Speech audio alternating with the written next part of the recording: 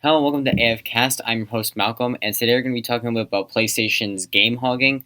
But first, I wanted to apologize for not uploading for a while. I've been like really busy, or stuff has come up, or I just haven't really had the motivation to make stuff, especially since not a lot of activity has really been happening so far this year. But now I'm going to be releasing this, and then hopefully next week we will be doing Kingdom Hearts 3. And so what we're going to be doing that's kind of new is, which you'll see next week if we're able to get Kingdom Hearts 3 review out, is that we'll be having a essentially. So if you guys have listened to more of my stuff, you'll know that I talk either as a solo. Sometimes I'll pull like somebody else in for some of these smaller talks, and then I have the gaming discussions where I get as many people as I can to talk about a subject in this little sound room. And yeah, so I'm going to start doing it so that way I'm not the only person who does stuff solo, where I'm going to be having who you know is Bryce Manley or Bryce A. And so they'll also be doing stuff solo as well.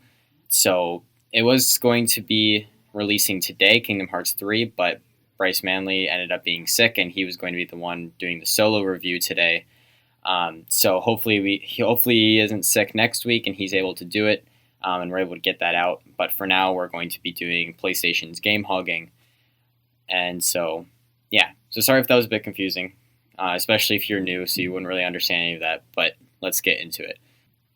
First off, I want to talk about kind of like the games that Sony own. This obviously isn't all of them, but these are the games that are kind of exclusive to PlayStation devices, and so you can't play them on like PC or Xbox or anything like that. So there's The Last of Us, A Way Out, Spider-Man, Horizon Zero Dawn, Uncharted, Days Gone, God of War, Detroit Become Human, Until Dawn, and some of the Kingdom Hearts games. Once again, that's not all of them, but those are some pretty good examples of some really popular games and even some recent games that have come out. And yeah, so now I'm going to get a little bit into like the reasonings of why PlayStation does this. Some are understandable, some are a bit annoying. Like the first reason that I have listed in my like notes here is money. So obviously, all companies want to be the top money maker, and right now, PlayStation, in out of the entire world, probably is the number one console, like successful console. In my opinion, some of the Xbox consoles are better than some of the PlayStation consoles, and it all turns down to how some of this goes down. So essentially, because of their more exclusive games rather than Xbox having stuff where they kind of share with PC, people have to basically buy the PlayStation if they want to actually play that game. So like say that I didn't have a good example is my friend who was supposed to do the episode today. He got a PlayStation just that way he could play the old Kingdom Hearts games.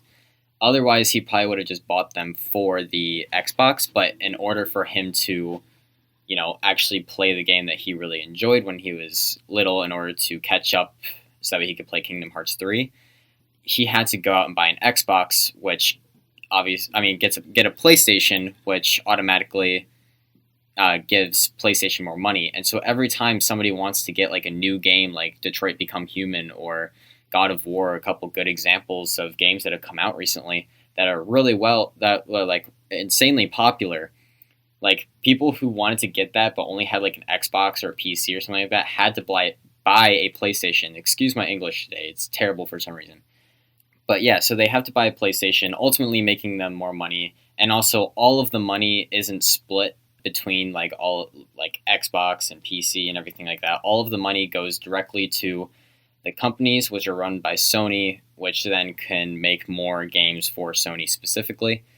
So it's all just a giant loophole where essentially it's a giant rabbit hole of money for PlayStation essentially.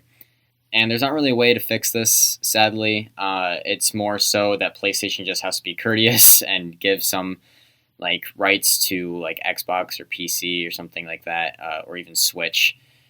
which has been going on a little bit, like Kingdom Hearts 3. It's even sometimes the company's decisions, but usually they have something like signed in order to only produce for Sony.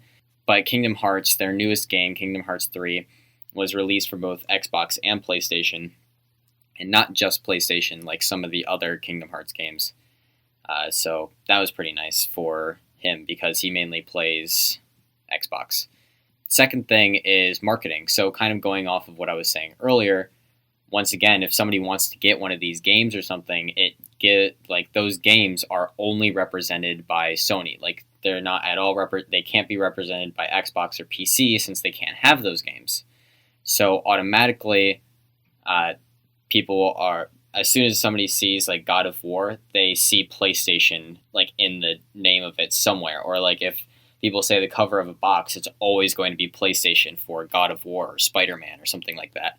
And it heavily increases like gamers' awareness of PlayStation existing.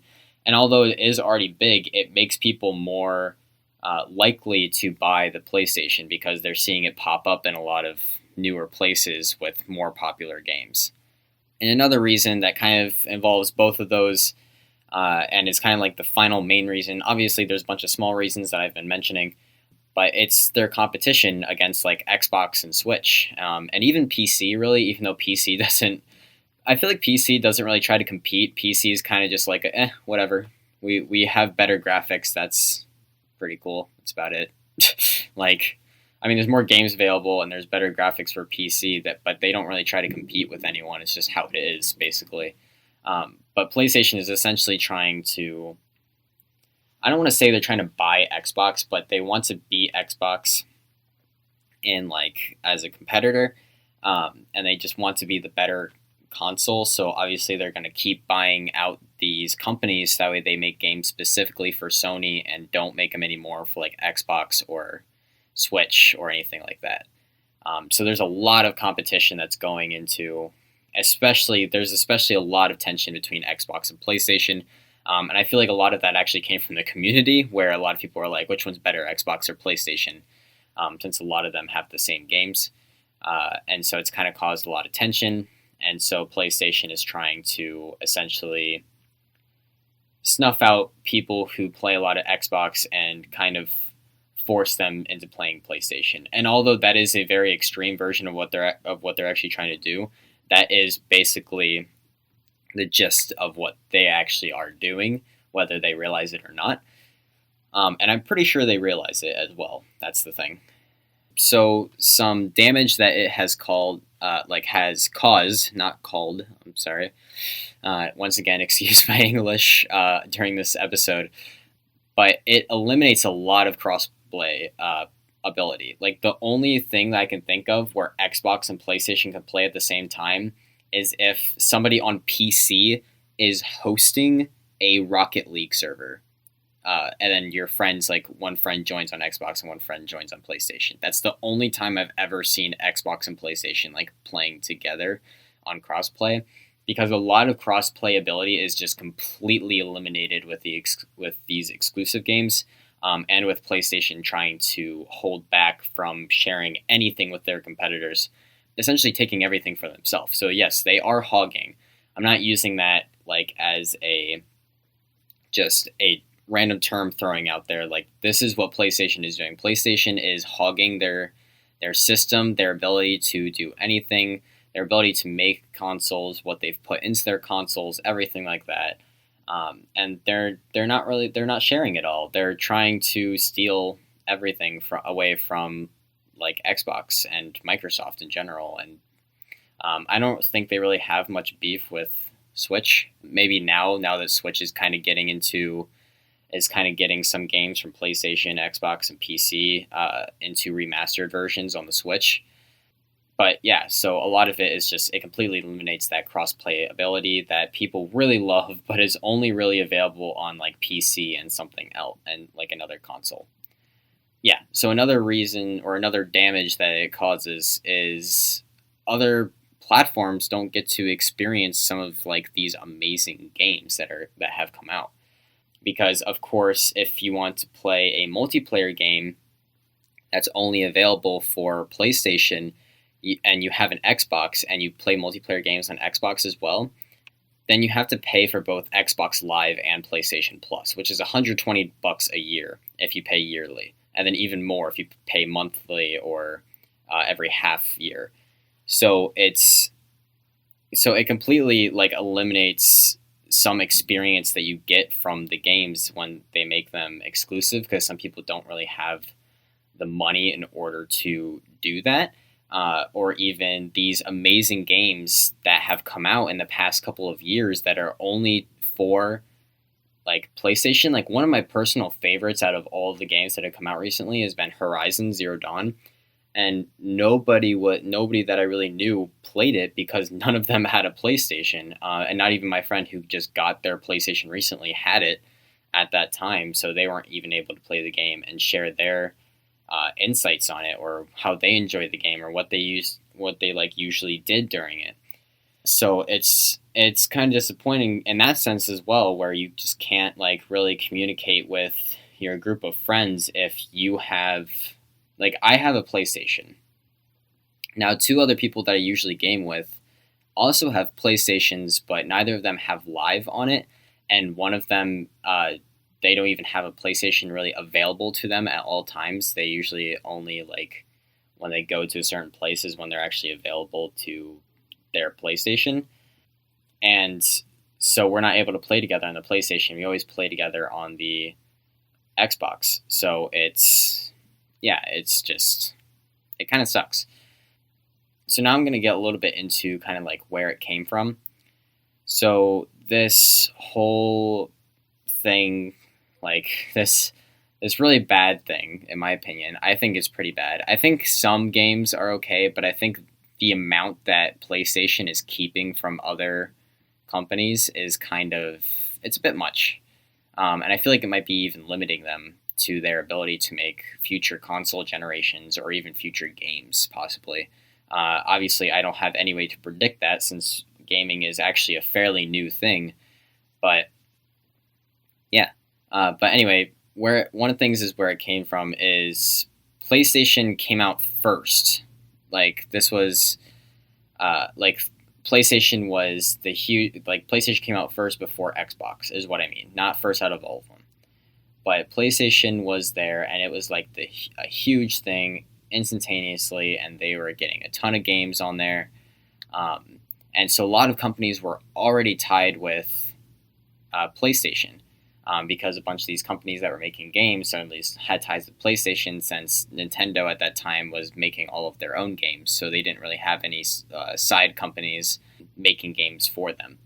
But yeah, so then and then also like new console generations came out for the PlayStation, so they were always up to date and everything like that. So Xbox was never really a step ahead, and even when they managed to get a step ahead, then like next year, maybe even next like half year, PlayStation would already step above Xbox, and so Xbox was rarely ever ahead of PlayStation. Right now, I might say it is. It really depends on just the newer generations that have been coming out recently, because they've been coming out with a lot of variations of the PlayStation 4 and Xbox One, that each have their own specs to them, and obviously each and every one has their own specific specs, specific specifications. But yeah, so another thing is PlayStation was ultimately more successful in a lot of countries, which kind of bounces off of my first point. And so since it was more successful in those countries, it led to like the development companies for these games sometimes just kind of overlooking that there's multiple consoles, or that there's the Switch and the Xbox as well. And so they would just, I wouldn't say they would rather play PlayStation, or make PlayStation games, but they're kind of already entitled to PlayStation, and they kind of have just been making games for PlayStation. So eventually they just end up overlooking Xbox and Switch, and they just continue making it for PlayStation instead. Especially since with the games that they've been working out, these amazing games, they haven't really had time to think about that much, without trying to come up with the new idea or the new like system or anything like that. So they just prefer to make PlayStation games instead of worrying about all of the nonsense between Xbox, PlayStation, Switch, PC, all of that jazz. I don't want to I don't want to get in the mix of that, and I'm sure a lot of these companies don't either. So it makes sense to me. But yeah, so that was kind of just a brief. I wouldn't even say that was brief. That was pretty good, in depth thing that I just did there. It's not really a big topic because there's not a lot on it. Since obviously there's not a lot of studies about exclusive, like about games or companies hogging games and making them only exclusive and stuff like that. Since it's only been really recently that there's been a lot of exclusive games that are like this or in this specific situation. So that's all I have time for to do, to talk about the PlayStation hugging thing. So let me get on to the term of the week. Term of the week is 360YY. If you never heard this before, then it's usually something people say right before they do a trick shot. So usually when people are talking about 360YYs, it means you spin in a 360-degree circle, and then YY stands for the Y that's at the top of the Xbox controller. So it's usually like a switch weapon. So when you press Y, you switch your weapon, and when you press Y again, you switch back to your other weapon, and then you would shoot. So basically, the 360YY is you spinning 360 degrees, double tapping Y so that you get your gun back. Pretty much, you swap to your other gun and then swap back instantaneously, and then you shoot. And it's basically just like this really popular trick shot phrase that people like to use. Oh, and before we actually go, you can check out our new Discord, our new website, and all that nice stuff. So there's going to be a schedule in the podcast tab of the website. And then on the Discord, you are able to talk with other people, other fans, and kind of have a conversation. You might even be able to get a conversation with somebody from AF community, which is kind of just like me, Bryce M, Bryce A, maybe even Ethan, those people, everything like that. So, yeah, game on.